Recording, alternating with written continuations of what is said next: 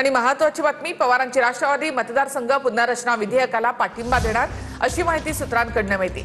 सर्व राज्यांमध्ये 50% जागा वाढल्यास विचार करू असं सुप्रिया सुळे यांनी म्हटलेलं आहे। तर डिलिमिटेशन बिलाबाबत सामूहिक निर्णय घेतला जाईल असं संजय राऊत यांनी म्हटलं आहे। शरद पवार यांची राष्ट्रवादी एनडीए सोबत जाण्याच्या चर्चा सुरू असतानाच आता आणखी एक माहिती समोर आली आहे।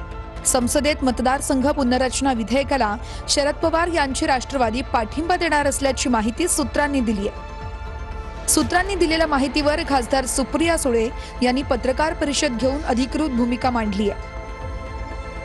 मतदारसंघ पुनर्रचना विधेयकात प्रत्येक राज्यात 50% जागा वाढवल्यास पाठिंब्यासंदर्भात विचार करू असं सुळेंनी जाहीर केलंय। केंद्राकडून नव्या विधेयकाचा प्रस्ताव आल्यास इंडिया आघाडीत एकत्र बसून चर्चा करू असंही सुळे म्हणाले।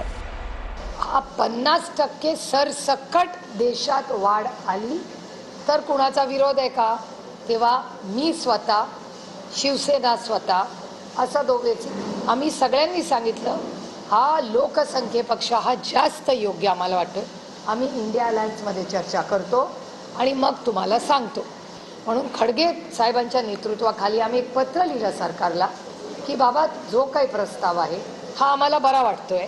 हा प्रस्ताव जेव्हा आला तेव्हा आम्ही सगळे म्हणलो की इंडिया अलायन्सच्या माध्यमातून आपण या सगळ्याचा विचार करायला हरकत नाही। 20 तारखेला पार्लमेंट सुरू झाल्यावर त्या संदर्भामध्ये आम्ही चर्चा करू एकत्र बसून दिल्लीत।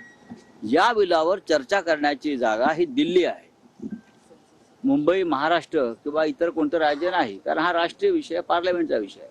काँग्रेसचे ज्येष्ठ नेते त्यात सहभागी होतील, डीएमकेचे नेते सहभागी होतील, सगळे सहभागी होतील आणि मग त्यावर चर्चा करून आम्ही निर्णय घेऊ। 20 जुलैपासून संसदेचं पावसाळी अधिवेशन सुरू होणार आहे। या अधिवेशनामध्ये मोदी सरकार मतदारसंघ पुनर्रचना विधेयक पुन्हा मांडण्याची शक्यता आहे। गेल्या अधिवेशनात हे विधेयक संख्याबळामुळे नामंजूर झालं होतं। 12 वर्षांमध्ये केंद्रातील मोदी सरकारचं हे पहिलंच विधेयक नामंजूर झालं होतं। मात्र आता ठाकरेंचे 6 खासदार शिंदेंच्या गळाला लागले।